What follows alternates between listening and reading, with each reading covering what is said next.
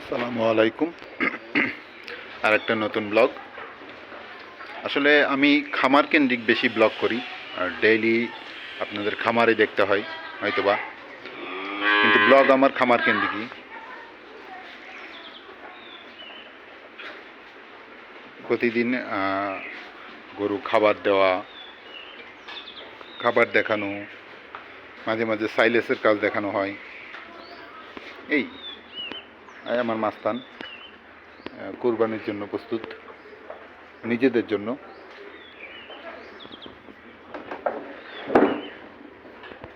অন্য একজনের তা কেড়ে খাওয়া হচ্ছে। ভিতর ডিম, 3 কালাচান একসাথে, সুন্দরী সুন্দরীর বাচ্চা। সুরভি